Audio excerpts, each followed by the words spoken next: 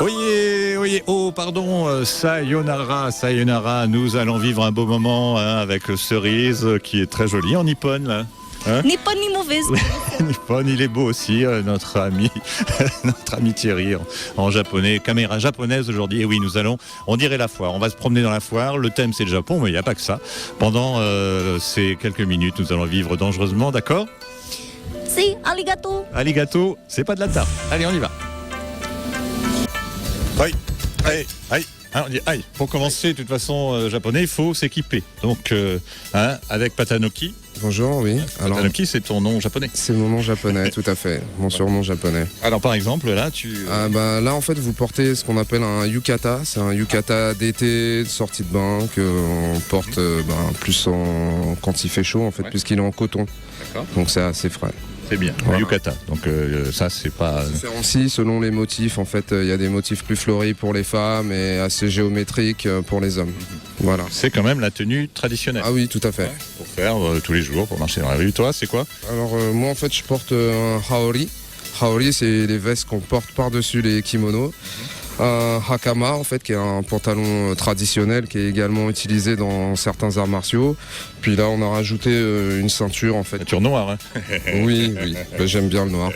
Et une ceinture en fait qui a été rajoutée, qui est faite à partir des grosses ceintures qu'on appelle les hobbies, qui sont entièrement en soie. Voilà. Alors, on va rapidement voir la belle collection. Alors, ça, c'est Alors, ça c'est particulier, c'est un uchikake, c'est un kimono de mariage, mais qui vient en fait du sud du Japon, d'une île qu'on appelle Okinawa. Voilà. Ah, mais c'est pas un mannequin. Elle bouge. Elle fait quoi ? C'est qu'est-ce qu'elle a ? Alexia en fait, qui est une collègue, revêt aussi un haori pour femmes, et également une ceinture entièrement en soie. Voilà. Et il y a l'importance aussi, comment on les met. Croisé, mais en fait quand c'est croisé dans ce sens-là, couvre-toi un petit peu s'il te plaît. En fait, le croisé dans ce sens-là, en fait, de manière à ce que la main droite puisse venir attraper des choses à l'intérieur, c'est la manière dont on s'habille normalement. Si c'est croisé dans l'autre sens, en fait, c'est la manière dont on habille les morts avant les crémations. Alors rapidement, la collection du magasin, on les trouve où d'habitude ? En fait, on n'a pas de magasin, on suit en fait certaines foires de ville en ville, on fournit certains magasins à travers la France et l'Europe. Et là donc on voit toute la collection. Voilà, là vous avez ce qu'on appelle un tomesode, c'est un kimono de mariage qui est porté par les belles familles. Donc tous les kimonos sont entièrement en soie, sauf votre yukata. Mon yukata. Voilà. Et pour finir, on fait des créations. Voilà, exactement. Voilà, regardez des belles créations. Des créations à partir des kimonos ou des ceintures de kimonos. Voilà, donc un mélange de tissus français et japonais. Sayonara. Sayonara. Ah là là, roi. C'est joli, roi. Moi, c'est Juan et c'est roi. Roi, c'est la reine du thé. Vous êtes à thé. Oui. Alors, il y a plein de thé ici, mais vous allez nous parler. C'est une tradition au Japon importante, le thé, non ? Oui, ça c'est important. Ouais. Mais aussi, en fait, en Japon, on n'a que du thé vert.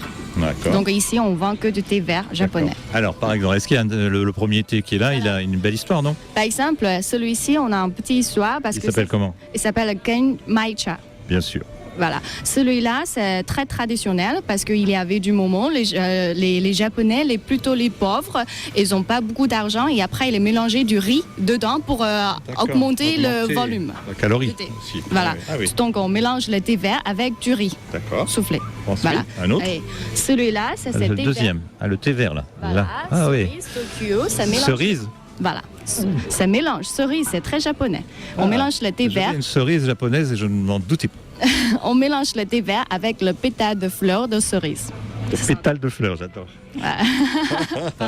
Elle est jolie. Ah, ça doit être bon, la cerise. On continue, parce que nous, on veut tout goûter. Les deux derrière, ça vient de montagne Fuji. Mais en fait, ça vient... Fujiyama. Ouais. Ça vient de même l'arbre. Mais la différence, c'est celui-là, ça vient de branche de l'arbre. Ça, c'est la branche. Ouais. Voilà, celui-là, ça vient de tige. La Donc tige. celui-là, c'est plus fin. Ah oui. Celui-là, c'est plus fort un peu. Ça, c'est plutôt pour le soir, c'est possible.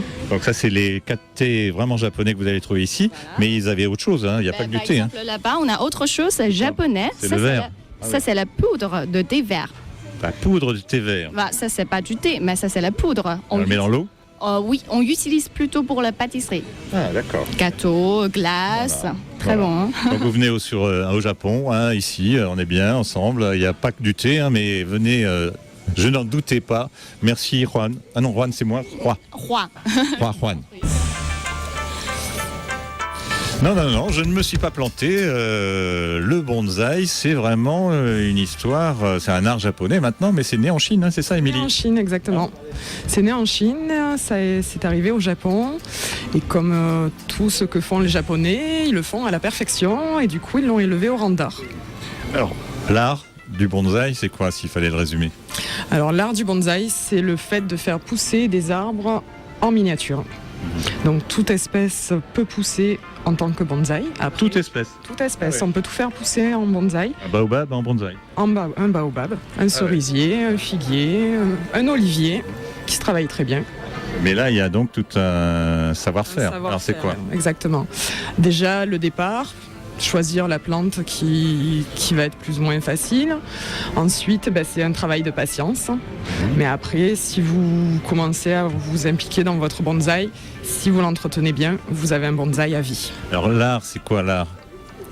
C'est justement cet entretien, ce travail. Après, l'entretien, c'est pas très compliqué. Les gens se font toute une montagne du bonsaï, alors que c'est pas beaucoup plus compliqué qu'une autre plante verte. Alors, par exemple, là, Alors, par exemple, pour l'entretien, on garde toujours la motte humide. la motte humide. Ah oui, ça je vous l'ai dit. Hein. La motte toujours humide. Et la taille, pas trop souvent, une fois par an. Ah, on taille une fois par an, c'est tout. La motte humide et on taille une fois par an. Et donc là, on a quoi? Quelques exemples? Alors là, on a un orme de Chine. Énorme. On a Belle orme. ficus. Ouais. On a du podocarpus. Le plus beau spécimen du stand, c'est quand même notre orme de 65 ans. Un orme de 65 ans. Voilà. Et un bonsaï peut aller jusqu'à quel âge? Jusqu'à plus de 2 siècles. Non. Oui. Émilie, elle n'a pas de siècle, mais merci pour ce beau cours de bonsaï. Merci à vous. Une belle rencontre encore avec Yasu. Yasu qui est antiquaire japonais. C'est vrai que vous n'êtes pas nombreux en France. Hein? Non, il n'y a pas beaucoup. Oui, ça n'est- Pourquoi? Déjà, l'antiquaire de meubles, il n'y a pas beaucoup. Pas beaucoup de meubles, peut-être. Il n'y a pas beaucoup de meubles, oui, parce qu'avant, le pays était fermé donc, et on était pauvre, donc ça n'existait pas beaucoup de meubles. Et après, comme on a modernisé assez rapidement le pays, le Japon, le style a beaucoup changé, donc le genre de meubles que oui. On présente ici. Alors, c'est quand même des antiquités. Alors, par exemple, Là, vas-y. il y a à peu près 110 à 120 ans, c'est le meuble herboriste. Donc en fait, c'est un médecin qui avait ça pour travailler chez quelqu'un. Donc c'est rare qu'il se ferme comme ça et transportable. Et on peut ouvrir les... Ah oui, ça s'ouvre. Je vais voir. On peut pas ouvrir là. Ah si, on peut ouvrir. Faut voir. Ah ouais, on met les petites graines dedans. Et... C'est des herbes en fait. Des herbes, Oui. ok, pour soigner. Ah oui, Voilà. superbe. Ça s'appelle comment un meuble de... Kusuri dansu, kusuri médicament, kansu meuble, kusuri dansu. Il n'y a pas que des meubles, hein, il y a aussi des jeux. Hein. Les jeux japonais, c'est important, on joue au Japon. Oui, les jeux, il y a beaucoup d'histoires aussi. Tous les samouraïs jouaient ce genre de choses. Alors c'est quoi les jeux? C'est les jeux de Go, après jeux de Shogi. Les deux sont les jeux de territoire. Donc il y a beaucoup de samouraïs. La bataille. Donc samouraïs aimaient.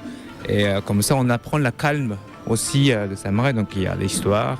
Donc c'est bel objet. Quelques beaux meubles là, dont tu es fier ici, présentés. J'ai amené pas mal de meubles de région de Sendai et Iwate parce qu'il y avait des événements, des choses comme ça que encore on va retrouver peu. Donc j'ai amené sur des choses. Il y a des choses rares avec les roulettes, commodes avec les roulettes. Et j'ai fait aussi la scène de commerçant sur tatami un peu plus en hauteur. Voilà, pour montrer comme c'était avant. Voilà. C'est ça. Hein, il y a l'antiquité japonaise et nous, on continue notre voyage au Japon. Sayonara. C'est la boîte que je préfère, le Japon, ça continue. Un Clermontois qui est là par hasard, non pas par hasard parce que la Watt c'est quoi ton association? Alors bonjour, donc je m'appelle Watt, je suis de l'association Genki Baka de Clermont-Ferrand. Donc, Ce qui veut dire De Genki Baka. Alors le Genki Baka, ça veut dire forte énergie, qu'on aime s'amuser, voilà. Ah ouais. C'est des choses gaies. Qu'est-ce que tu fais là? Eh ben en fait, donc je suis l'exposition de Monsieur Alexandre Cavalli, donc sur le thème du Japon. Ouais. Et donc nous, on est spécialisé plus dans le manga. Ah. Alors le manga, le phénomène japonais, comment tu l'expliques? Alors le phénomène japonais manga, donc il est arrivé grâce au club Dorothée, donc dans les années 80. Club Dorothée. Ah ouais, c'est vrai que c'est eux qui ont commencé. Donc les musclés, Avec Jackie et tout ça. tout ça, avec Jackie Corbier, Oh là là. Dragon Ball Z, City Hunter, les Chevaliers Zodiac. Ouais. ok. Donc voilà. Et donc ce phénomène a continué à s'étendre en France. Donc maintenant on trouve des dessins animés plus récents tels que Naruto, One Piece, mais on trouve aussi le cosplay. Donc le cosplay c'est quoi? Ben, c'est tout simplement de se déguiser en personnage donc de manga, de série. Même avec les charmantes manguettes, avec les... Voilà, exactement. Et c'est dommage que. Parce que c'est un peu chaud des fois les mangas, il y a des mangas chaudes. Voilà, les mangas en fait c'est simple, il y en a pour les petits comme pour les grands. Hein. oui. Donc il y a vraiment tout thème, c'est vraiment fait pour tout le monde. C'est vraiment fait pour tout le monde. Et donc l'explication, pourquoi vous êtes fan de ces mangas? Eh ben c'est un peu comme les gens qui sont fans des séries américaines. Les mangas c'est comme les séries américaines, sauf que c'est japonais. Il y a un peu d'érotisme, il y a un peu de... quand même. Bah oui, il y a des mangas bien sûr avec oui. un peu d'érotisme. Il y a des mangas qui sont très sérieux. Il y a des mangas sur des thèmes, des crimes, des choses comme ça qui sont vraiment très sérieux. Donc ça s'appelle les seinen par exemple. Après il y a les shonen. Donc les shonen c'est des mangas qui sont faits pour les enfants de 8 à 16 ans. Comme Naruto, Dragon Ball Z, tout ça. Oui, mais ça après vous allez vous découvrir.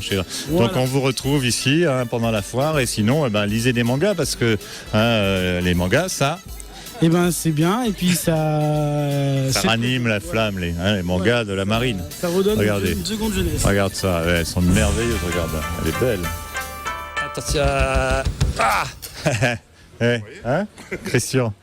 C'est bien Christian. Hein C'est bien Christian. Et on est là dans un lieu sympathique parce que vous avez on joue et en même temps on peut manger quelque chose. Alors expliquez-moi.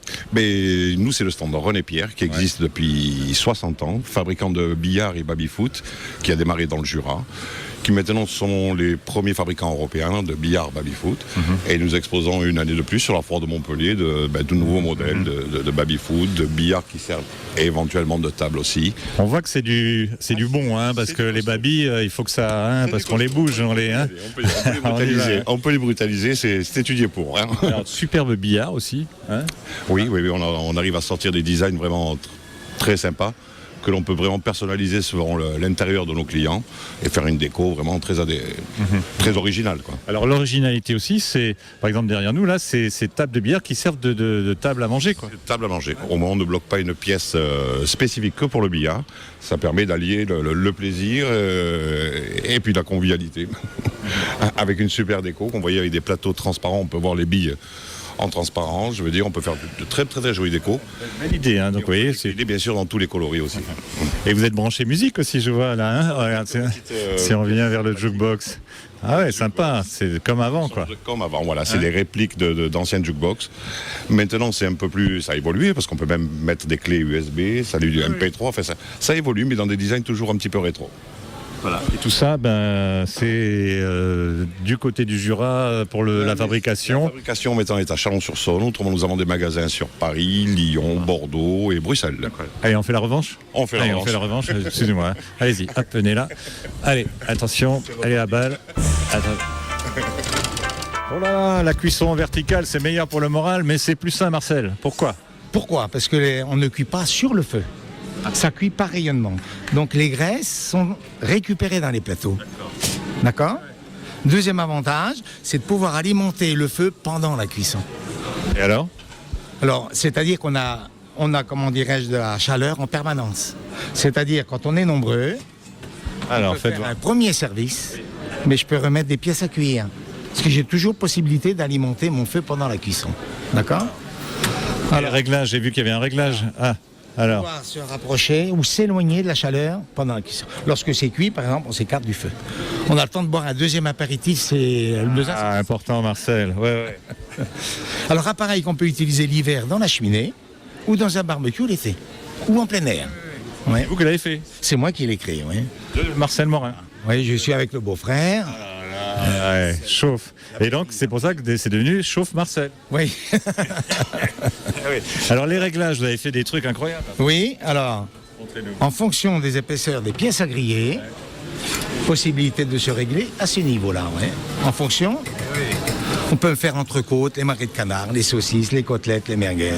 On verrouille, on allume le feu, ça qui est intéressant dans la cuisson verticale, on n'est pas obligé d'attendre la braise. Et oui. Ça peut cuire. par Et la oui. chaleur. Et la chaleur qui monte là. Ah oui, oui. Ah oui. Et on a besoin de la teaser. Si je la tease un peu. Voilà, pour activer la combustion, quoi. Ouais. Alors, ce qui est intéressant, cet appareil, toute personne peut l'utiliser. Même une cerise. Oui, toute personne, c'est vrai. On peut adapter également dessus. Vous voulez faire un petit morceau de volaille, vous voulez faire du gibier. Oui. Voilà. Par un système de tige carrée, de temps en temps, on fait pivoter la pièce. Ouais. Alors, on se rapproche du feu ou on s'en éloigne. C'est le plaisir de griller. Ça est le Du plaisir. château, comme j'ai dit à téléphone. C'est meilleur pour la santé avec Marcel. C'est parti. Bravo. Des petites découvertes, et oui, c'est comme ça. Hein. On nous a lâchés dans la foire et il faut qu'on découvre. Et on découvre Betty. Hein, Oui. Betty qui a le cœur sous la main. Regardez. Ah, ben, il est beau votre petit cœur. Hein, Qu'est-ce qu'on fait avec ça alors? Et le smile, parce que lorsque vous le Le mettez. smile. Regardez, smile. Alors l'avantage de C'est cette pour montrer à brosse, Minou que je suis blanchi. vous avez ici 600 picots répartis des deux Des côtés. quoi 600 picots. Ça fait des picots. Voilà, ce qui va vous permettre de bien gratter. Si vous voulez, je peux vous faire. Voilà, vous le sentez bien. Ah ouais. Donc, Je me gratte au picot. un caoutchouc très flexible qui va vous permettre d'accéder aux endroits habituellement inaccessibles. Aux endroits où? Eh bien, dans la cuvette des toilettes, bien entendu, c'est une brosse pour nettoyer les toilettes. Avec un grand manche, on n'a plus jamais les mains dans la farine. Voilà, à l'intérieur. Et on va pouvoir gratter aux endroits habituellement inaccessibles également, des deux côtés. L'avantage de cette brosse, contrairement à celle-ci, qu'on laisse Mais on a tremper tous dans la celle-là. javel, on a tout celle-ci. Ça goutte de partout et toutes les impuretés restent dessus. Eh bien, celle-ci, c'est l'effet lotus. Oh là là. Les impuretés de l'eau vont glisser dessus. Vous allez ranger votre brosse sèche et propre sur son socle. Incroyable. Voilà, c'est très hygiénique. Vous essayez on a fini de mettre les mains dans la cuvette. Ah, bien sûr. Alors donc voilà. Donc c'est. Ah oui, donc ça. Très facile. Ah ouais. Et ça ouais. gratte vraiment. Pour Surtout, tous. moi j'en connais quelques-uns qui en mettent partout dans la maison là. Alors donc, hein, Voilà. hein, Et après, ça Sébastien, hein, Sébastien qui monte cette émission d'ailleurs. Regardez, voilà, on nettoie tout. C'est bien, Betty. Voilà, superbe. Hein, Eh bien, je vous remercie pour la présentation. moi, je sais pas, mais la galère, c'est d'ouvrir les huîtres. Et Jean-Luc va nous sauver la vie. Vous allez voir. Au départ, c'est un outil que j'ai conçu pour la sécurité. Et vous allez voir qu'il y a d'autres avantages. Vous avez ici une lame que j'ai protégée par 2 cornes. Quand il dérape, celui-là, on ne risque pas de se le rentrer dans les mains. Bon, les couteaux traditionnels, vous les connaissez, vous les avez à la maison. Quand ça dérape, ça ne pardonne pas, ça va lui être aussi la main. Ce que l'on appelle ici le muscle adducteur, c'est-à-dire le muscle qui vient soulever ou rétracter le lobe supérieur de votre huître lorsqu'elle bâille, je vais le sectionner avec cette seconde lame rétractable. Je vous ai parlé de sécurité, mais cette seconde lame ne coupe pas et ne pique pas. Vous êtes sécurisé au maximum. Bien. Par contre, je bouscule les habitudes. Comment ça marche? Vous savez, ça ne marche pas, jeune homme, ça fonctionne. Pour C'est marcher vivant, comme vous et moi, un pied après l'autre. Hein. Maintenant, vous avez une option marche arrière, mais il sera un peu plus cher. Alors, ce qui est important, c'est pareil, vous n'allez jamais fonctionner ni sur le côté, ni sur le devant. On va fonctionner au talon, à la charnière. C'est le point critique de l'huître. Et j'ai conçu cette lame pour décoller la charnière. Je viens donc dans le talon, le mouvement oscillatoire que l'on fait avec un couteau traditionnel. Je n'utilise ici que la partie plane de la lame, ça suffit amplement. Il est ergonomique, je vais maintenant le prendre à pleine main, aussi bien pour droitier que gaucher. Et là, je vais simplement faire ce quart de tour pour décoller la charnière. L'huître est à moitié ouverte, mais il reste toujours le muscle à sectionner. Je vais donc ramener l'outil à l'horizontale et me servir de la seconde lame. Et là, vous êtes amateur. Voilà, il s'est cassé. On va en ouvrir une autre, c'est pas grave. Il est des nôtres, il a cassé son huître comme les Je suis dans autres. le talon. Il repart. Un quart de tour pour faire levier pour décoller. Je reviens à l'horizontale, sectionner le muscle. Maintenant, vous êtes consommateur. Voilà ce que vous allez avoir comme Ouais. d'ouverture. C'est le seul ouvre-huître sur le marché actuel qui n'abîme pas les coquilles. Donc, on ne met pas de débris à l'intérieur. Et en plus, vous avez une huître qui est entière. Ce qu'on appelait avant la part de l'ouvreur se trouve dans l'huître. L'huître est entière. Et Voilà. médaille, hein? Médaille d'or. Médaille d'or au concours Lépine en 2000. Incroyable. Voilà. Et celui-là pas de nom, l'ouvre-huître sans danger. Incroyable. Super. La foire, bien sûr, ce sont des exposants, il y en a 1000, mais il y a aussi le côté sympathique, le côté on va manger, on va boire un coup. Et là, je me retrouve chez d'anciens camarades de combat. L'homme qui avait la croix ne l'a plus. Plus de croix cette année, mais par contre j'ai pris la bannière. Ah, la bannière, oui. La bannière est ici, blanche et jaune. Blanche pour se souvenir du saké, puisque c'est du Japon, et jaune pour la région, pour notre boisson nationale, le pastis. Et harakiri Harakiri, bientôt. Chez Bernard, on est là, on est bien? Toujours bien à la foire, comme vous disiez, avec les boissons, les restaurants, la Ligo et bien sûr TV Sud qui nous accompagne, on ne dira pas du nord jusqu'au sud, mais d'ici à là-bas. Ouais. De toute façon, on ne perd pas le nord. On ne perd jamais le nord, on va à la Ligo. Le sud. Allez, goûter, on y va, la Ligo. La Ligo, Jean-Luc, c'est quand même obligatoire sur la foire de Montpellier, l'incontournable. La Ligo, purée de pommes de terre. Vas-y, sors là. Comment tu fais? Regarde, nous les belles. Regarde. Ouais. Voilà, il faut que la Ligo soit filant, c'est une question de température, 70 degrés. Pommes de terre, purée de pommes de terre, tome fraîche de l'Aubrac. Les proportions 40% à peu près de fromage, de tome fraîche, de l'aïeul. Voilà. Et la viande aussi vient de là-bas. Et la viande, c'est l'Aubrac. L'Aubrac, la Ligo, c'est comme ça, c'est incontournable, c'est à la foire. Incroyable, vous ne le croyez pas, ici, à la foire de Montpellier, c'est la première fois qu'il y a des bateaux. Ève, c'est ça, c'est la première année que les professionnels du nautisme de Port-Camargue font l'initiative de venir jusqu'ici, amener des bateaux et montrer tout leur savoir-faire aussi bien pour les. Parce qu'au Port-Camargue, il y a les nautiques, les fameuses nautiques, c'est vous les nautiques. Ça c'est nous les nautiques, mais ça c'est à Pâques, en avril, pas maintenant. Bon. Ève. Alors, qu'est-ce qu'il y a? Alors, qu'est-ce qu'il y a? Vu que Pâques, c'est dans longtemps, ils ont décidé de venir maintenant aussi, en après-saison, montrer leur savoir-faire. Les bateaux, parce qu'on peut naviguer aussi en hiver, mais aussi tout ce qui va autour. Donc là, vous avez derrière un expert, les GPS, les maîtres voiliers, l'électronique marine. Donc Siquarium aussi pour tout ce qui est loisirs, parce qu'on en profite aussi. Le Siquarium de la Grande Motte, on a sauvé des tortues, rappelez-vous, c'était génial. Vous avez dû aller plonger avec elle, je suis sûre. Bon bref, on montre aussi les loisirs, donc le kitesurf, le canoë, et on profite du beau temps en plus, donc impeccable. Voilà. Ève, je lève l'ancre, elle est bonne. Pour aller voir Alicia qui m'emmène en bateau, c'est incroyable, je vais aller à la foire sur un bateau, vous le croyez pas? J'y vais. Ah là là, c'est mon rêve là, hein? Le bateau. Alicia, le bateau. Comment on le présente ce bateau, Alicia? Alors, le bateau, c'est un ranieri, donc un ranieri. Oui. Voilà, nous sommes venus ici sur la foire de Montpellier. Comment vous avez fait pour arriver là en bateau? En voiture, c'est le hic, voilà. Donc juste pour faire connaître aux particuliers la vente du bateau, la location, qu'on peut s'offrir un bateau que ce soit pour le plaisir, pour une année, pour ne serait-ce qu'une journée aussi. Donc à Balande, à mer, oui, tout à fait. Quand le temps. La mer ou les canots, rappelez-vous la très belle émission qu'on a fait dans les canots. Mais c'est différent quand même. Attention, le bateau n'est pas tout à fait le même aussi sur les canaux, les réglementations différentes, ce genre de choses. Voilà. Et comment vous ressentez ce public à terre là? Très surpris d'abord de voir du bateau sur la Foire Expo et de voir aussi que c'est un budget qui peut être à la portée de tout le monde. Voilà, aujourd'hui on arrive à avoir des financements très intéressants et puis à avoir des bateaux aussi à un prix abordable. Alicia, voilà. On y va? On y va, on part allez. tout de suite. Enfin, on va faire une petite sieste d'abord parce que c'est l'heure. Salut. Allez, on y va parce que là... Allez, désolé, mais le devoir m'appelle. C'est la tête. Vous êtes animatrice? Oui. Là où on jette nos détritus. Les toilettes? Non, mais on les met séparément. Dans des conteneurs. Les toilettes? Non, ça s'appelle comment? Des poubelles de tri sélectif. Des préservatifs? C'est là où on fait du sport, mais ça porte un nom. René Boulou. Très bien, le sport René Boulou. Un DJ. D'enfer.